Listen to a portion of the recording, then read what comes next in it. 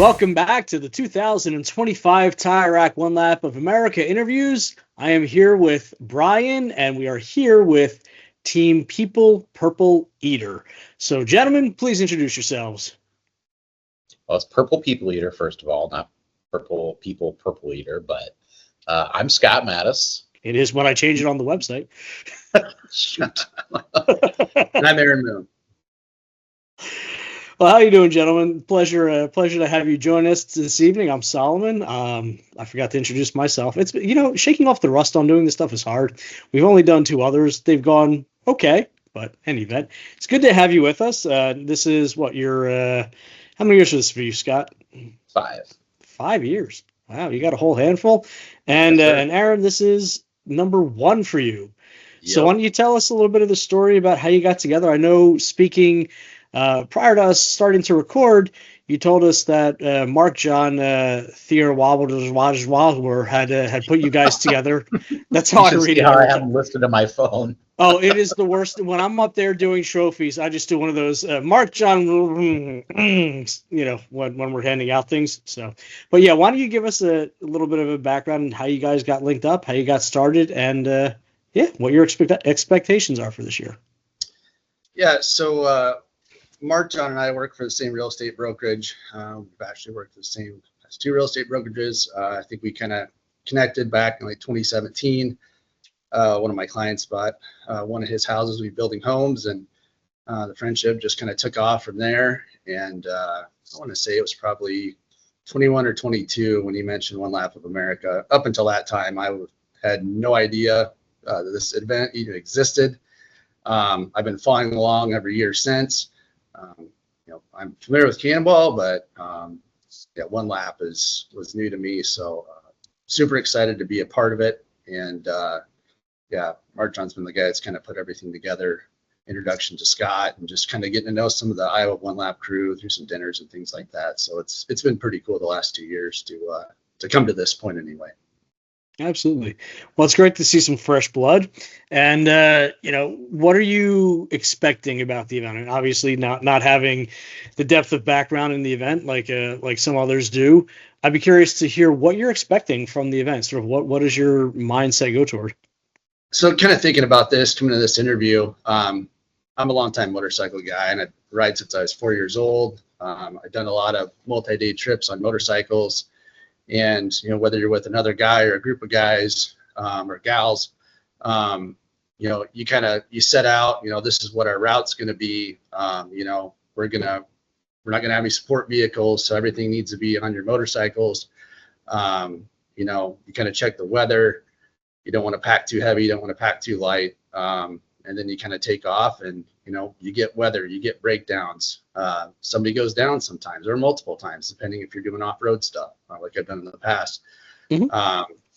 You hope to show up before sundown in your destination area, and, have a pizza and a beer at your favorite spot. And the next thing you know, it's 1 a.m. You're soaking wet, it's freezing cold, and you just, came down the mountain, and, you wonder why you even signed up for it. But the next year you want to come back and do it again. And that's the same thing that I've heard over and over again, watching these interviews last year, this year, talking to the Iowa group. As soon as the event is done, everybody cannot wait for next year. And I think that speaks volumes about this event. So I'm super excited for it. Everybody comes back for Bryan every year. Bryan, why do you go next? So, Scott, what is in the water out there? Why is there such a large contingent of Iowans that do One Lap year after year after year? Yeah, I think, I give all the credit to MJ, really. He's the one that kind of started dragging some other guys into it. He had done it for many years. I think he's on year 12 or 13 or something. And he had done it with, 1 or 2 different people. And then he started kind of bringing people into it and, talking about it, just like we were talking about, just kind of spreading the word. My second year, I did it with Pat Whalen, who he's on his 4th year, I think, this year. And, he and I met at a small private track rental day, didn't know each other prior to that, started talking, and, it was like, hey, you want to do this? And heck yeah, we want to do this. And now he's doing it with his son, and that's just kind of how we drug it in. We're all in central Iowa. We don't all live in the same city, but we're all within 20 minutes, 25 minutes of each other. So, the nearest track is your favorite one, RPM. So it's just kind of like, you meet people there, you meet people at some of the local autocrosses and that's kind of how it's snowballed. Excellent. So now, Scott, you do some interesting stuff. I mean, you're always behind the wheel of some interesting vehicles, right? With much as I can be. Yep. So, what group is that with again? It's Extreme Driving or Extreme Experience? Yeah. Yep, Extreme Experience. XX. Okay. So you're obviously behind the wheel of some interesting vehicles. You get to play around with them. Why again? And I don't have an issue with it, but why again choose the Mustang for this year? So the very first, my brother had an 87 Mustang. It was his first car. I actually still own that car. It's being turned into a monster of a track car. And I remember racing an old GTO, stoplights, a stoplight in it. I remember racing a Lamborghini Countach on the freeway in it, with him driving at the time, and a multitude of other cars. And it was just kind of like, it's a cheap, accessible, high performing, value wise. I can go to any dealership in the country and get parts for it. So it's just, I've always been a Mustang guy since, my very first car was an 86 Mustang GT. So yeah, I've just always been a Mustang guy. They work, they're not the fastest thing out there, but they're definitely not the slowest. And they just get the job done. They're reliable. Well, absolutely. No question about it. Hey, Bryan, your turn. So speaking of the Mustang, why don't you tell everybody about the particular Mustang that you're bringing, who actually owns the car, and what tires are we putting it on this year? So it's owned by my wife and myself. She was insistent on that. We apparently Scott's made too many decisions on his own with car things, engines, racing in general. So yes, my wonderful wife Meredith, although she prefers to go by Mare. So if you ever see her, you better call her Mare. She's co-owner of the car. It's a 2023 Mach 1 with the handling package, the Recaros. Not a whole lot else beyond that. It's a pretty low option car, and it is in the mischievous purple color, which is kind of the flip flop. It looks either black, blue, or purple, depending on how the sun's hitting it.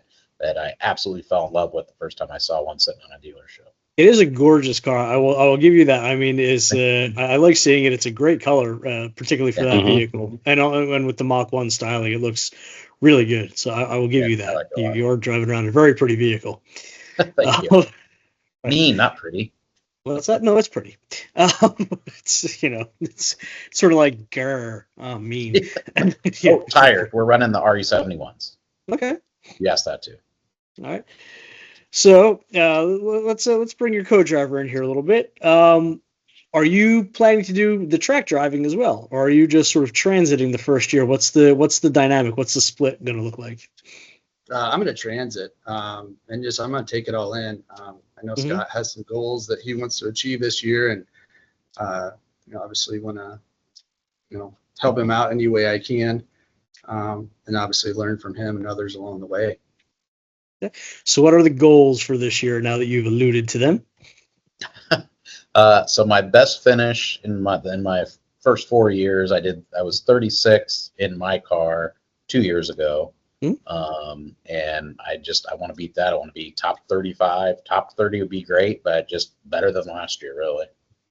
Okay. Fair enough. And, Bryan, why don't you go for it? So, Aaron, being a newbie this year, after the stories you've heard, what you've seen on prior videos, what are you looking forward to this year, and what are you sort of concerned about in the back of your mind?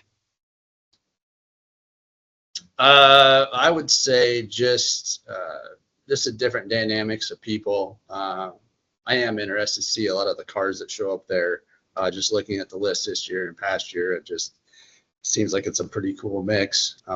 Just different drivers that show up, versus just kind of the regular Joes, if you will. I don't know what to expect on the transit as far as like how much of a hustle we'll have to do. Sometimes imagine you always get caught in weather, slows you down. You got to you want to get to your place in a timely manner. You want to get a little sleep, and you want to enjoy it too. So I think there's a little anxiety there as far as those longer transit days and things like that. Just but making the most of it is really what I want to do, and hopefully this time next year, you're interviewing me again, and maybe I bring somebody else new into the fold, and that's in the back of my mind. That's kind of my plan moving forward. Yes, one Iowan begat another begat Iowan, who then begat another Iowan, and thus continued the legend of the one lap. So you bring up the list, and Scott, this is for you as well.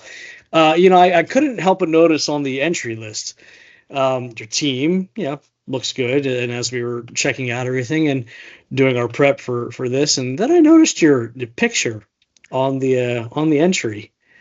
It was a unique photo. Let me switch the picture. You're the only person who can do that, so I'm not sure, but let me pull it up really quick. I thought it was interesting. I mean, what is with this? Yep, no, that's definitely the one I uploaded. Yeah, it looks like it's something that you would. But is there a backstory? I mean, clearly you're in a car with a roll cage or at least a rear cage, and what's going on there? Yeah, I'm not 100% sure. Some guy said, "Hey, do you like mushrooms?" And I said, "Sure, I'll try some." And next thing I know, I'm in a car and going around a track. I don't know what happened. But. That's crazy. Love the pic though. You should totally leave it. That's awesome. I love that. That's great. So Scott, I'll ask you, since you're doing all the track driving this year, and Bryan sort of started touching on it, out of all the tracks that we're hitting this year, we brought back a couple of the fan favorites from last year. Obviously, we've got Hedge Hollow that I think everybody liked. I mean, a phenomenal facility. Yeah. Pitt again. I think everybody loves I keep thinking new layout, right? But we've been racing on it now for almost 10 years, right? The newer layout, we say. Which one of the tracks are you kind of looking forward to the most this year? Boy, this is really, I mean, it's never a bad event, but I'm really looking forward to really all of them this year. Hedge Hollow, like you said, is a great track. I've got some time on the short version of that with Extreme last year after we ran it.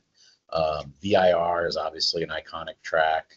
It rates up there with, Road America, Road Atlanta and stuff.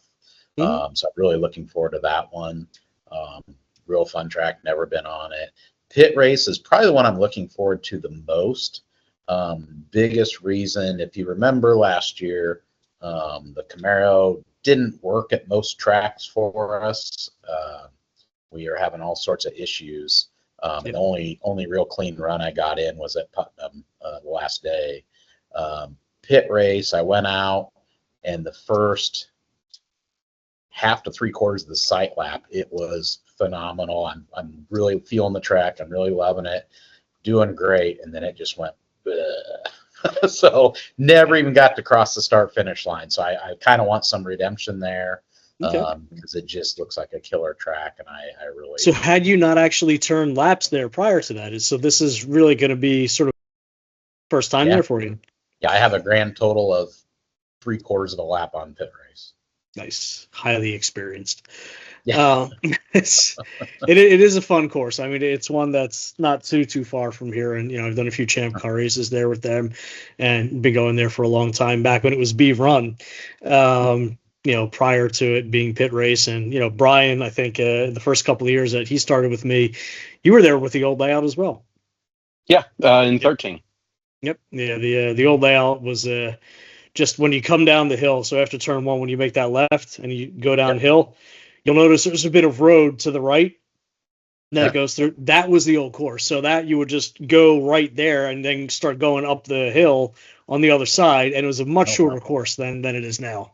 It was kind of fun, and Brock has his favorite story about how he drove a Honda. I think it was either a Honda Fit or some, as he calls them, a Merde mixer, just in French if we're doing that, around there in some fairly deep snow, and and he kind of made up the track as he goes along. But that's one of his favorite places too, I know.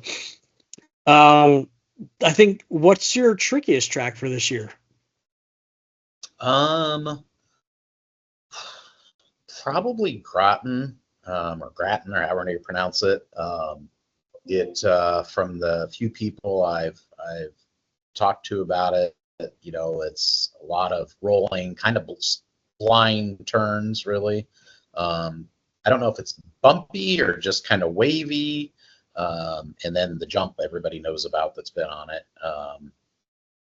So I guess that's probably the trickiest one. It just, from what I've seen, it doesn't flow quite as easily as some of them. It's a little tighter, I think, than some of them. So that'll be pretty tricky, I think. The rest of the tracks, I think I know at least fairly well the layout and can kind of flow with it. That one's going to be tricky. A lot of blind stuff there.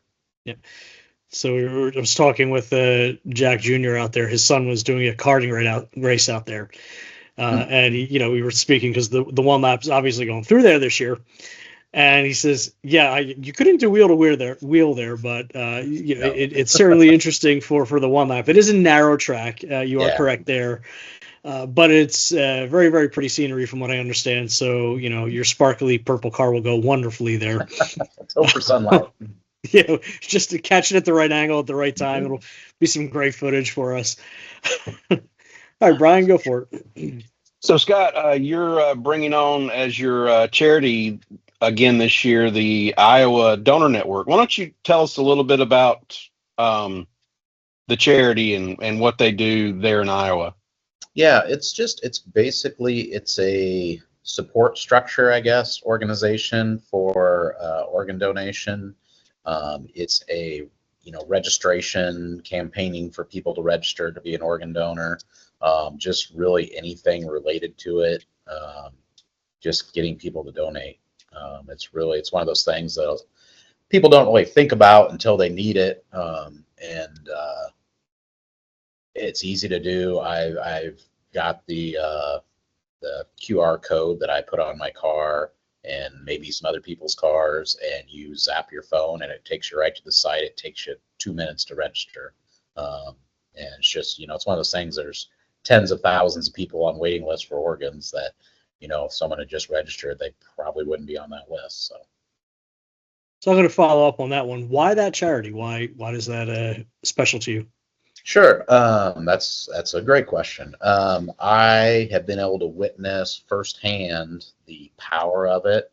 And it was actually a living donor on this case, due to personal wishes and hippopotamus laws. I can't tell you who, but yeah, I got to see the whole process firsthand, and it's a life-changing view on the subject, I guess, and it's one that you can easily get emotional about, just even thinking about it. The power to, hey, this person is a live, healthy person.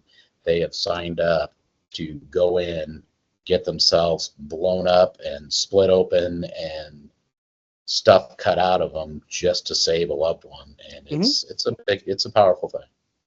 Absolutely. And I think it's interesting, because as we've seen the one lap age, right, and those in it age, we've run into, particularly this year, more and more of those stories of life, the things that go on in life, intertwining with the event itself. I think a lot of people 20 years ago, 15 years ago, having kids, now they've all graduated, moved on, getting married. We've had deaths. We've obviously lost one lappers. We've gained a lot of one lappers. So it's very interesting as the event has aged, and as I've aged with the event, right, over the past 20 some odd years, to see those stories intertwine within the one lap. And prior to us starting the film, there's a little bit of a conversation about obviously the people and how long people have done it, and even when we started here. And it's interesting to see the shift in focus in terms of from when you start the event to where you might be 4 or 5 years, or in some cases 10 to 20 or 30 years. I mean, I know I'm very much looking forward to our interview with Howard coming up. So for those of you who had watched the previous one, I think it was our first in the series here with Todd Thompson, he called him. Well, Howard had reached out afterwards and said, I heard you wanted to get in touch with me. Yes. So Howard has agreed to, so we'll be chatting with Howard, but I mean, that's 30 plus. I think he's outside of Mike Roberts. He's been doing this event the longest now. I think longer than Brock as well at this point. So, but my point being is that the stories have evolved, and where everybody starts, they want to win, they want to kind of prove themselves, take out a cool car around different tracks and compete with some big names, but then, and I know we're going to be talking with Randy later, but when you talk to the pros and guys who have done this for a long time, there's the competitive aspect. They want to do well on track, but it becomes part of the fabric of your year, I guess, doesn't it? And you were talking about it, and Scott, and talking about how when you go to dinner, you're kind of worse than CrossFitters. I think you said, right, where it's that's really what you talk about. Yep. And it's true, because it changes the mindset in terms of what a calendar year is. I know for a long time, January is just a month for me. It's kind of May to May, which is where I'm planning things from.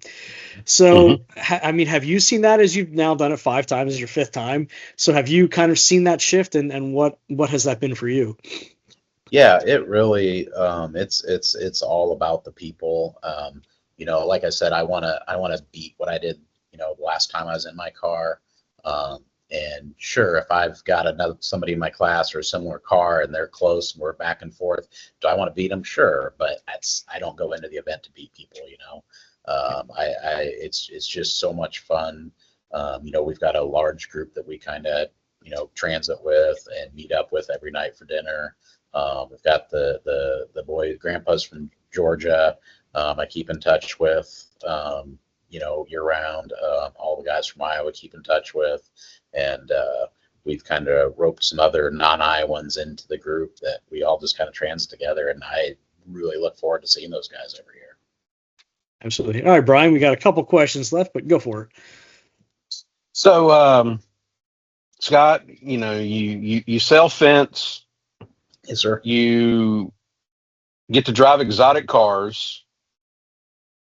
What's with the strange hobby of exploring abandoned places?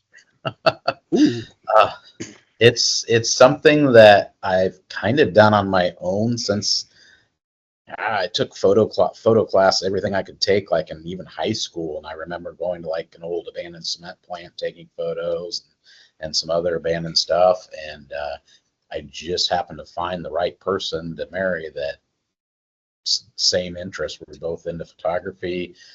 We both love exploring places. We've actually rented a prison for a day just to go take photos. The old Missouri State Penitentiary, you can actually rent that out for the day and spend all day taking photos, which don't do it in the middle of July like we did, because there's not air conditioning in there. But we've been to missile silos, abandoned army bases, factories. I mean, all sorts of stuff.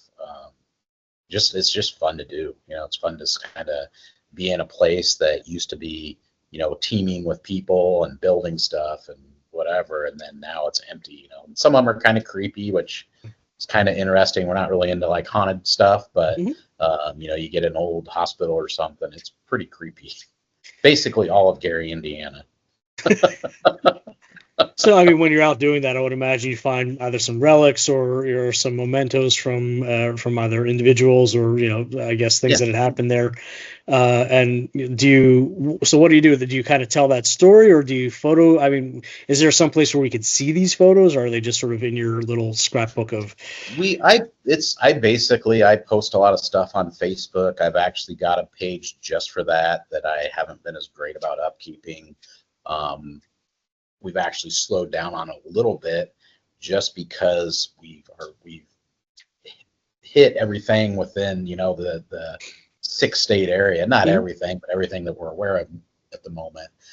So most of the stuff we've done in recent years has all been traveling, ghost towns in Montana, Colorado, all over the country. So it's more of a travel thing now than what it used to be, which is just finding stuff kind of in the Midwest. Very cool. And yeah, we just take photos of stuff. We don't take anything. We just kind of leave it be. We actually had a long conversation about that the other day. And so it's just we leave it how it is. We might look through some stuff just to kind of get a picture. There's some pretty interesting stories out there, and we do research some of them after the fact just to kind of see, what the hell happened. Why is this house completely empty of people, but it looks like someone left yesterday? And some pretty interesting stuff out there. So, Aaron, I mean, not to say anything that might happen, but I mean, just because you're riding with a guy that knows where all the abandoned spots are, just saying it's something I'd be sleeping with one eye open with. Centralia, Pennsylvania is a bucket list place. There you go. It is, I looked last year. It is way too far from any of the places we're going to go there realistically. But this year from Pitt to or VIR, we're going the other way, aren't we? We're going VIR to Pitt. Yeah, okay. I was going to say if it was the other way, you could dip and go for it. Oh.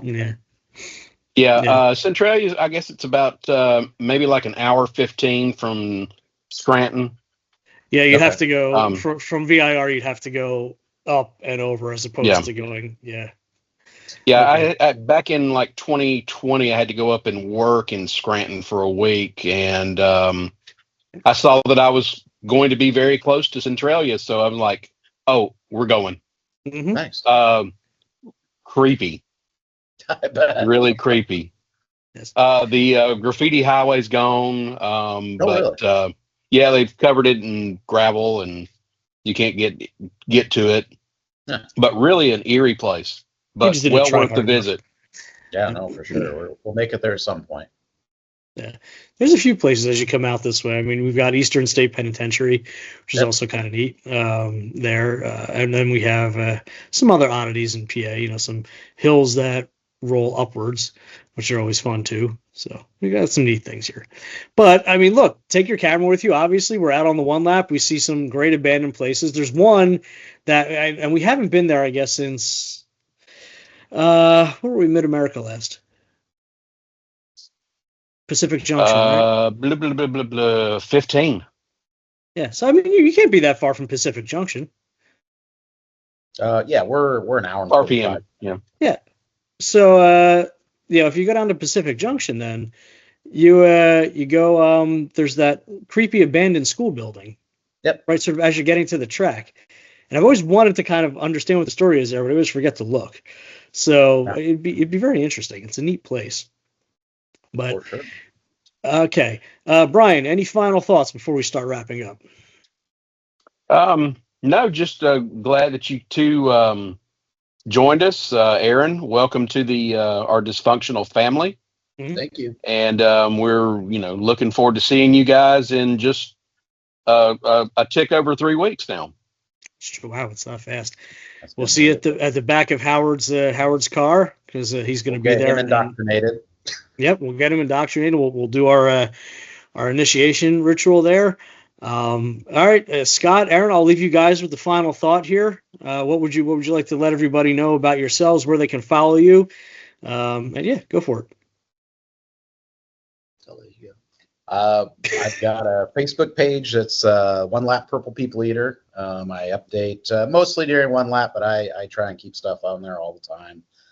Got quite a few people that you don't really know who all follows you until they come up. Oh, I've been seeing what you're doing and everything. So I try and keep updated on there. And we're just looking forward to getting out there and getting going on it. It's I work a lot of hours. I'm sure Aaron does too. And it's just nice to kind of take that break from reality and step into a whole nother reality that we enjoy so much. Awesome. And now that, you wisely updated your profile picture to show a picture of you, people can go up to you now and they will recognize you, not just the car. So I'm going to see if I can get that on my driver's license. Oh, I highly recommend it. Highly. So I look most of the time anyway, apparently, so I might as well. I don't know why, officer. Anyway, gentlemen, it's been an absolute pleasure speaking with you. We're looking forward to seeing you in person in a few weeks It is almost here. So thanks again for joining us so much. So for Bryan, for Scott, and for Aaron, I'm Solomon. Thanks for watching, and this is the 2025 Tire Rack One Lap of America presented by Grassroots Motorsport Magazine with coverage brought to you by, we'll have an announcement soon. We're getting closer. We'll talk to you then. Take care. Thank you.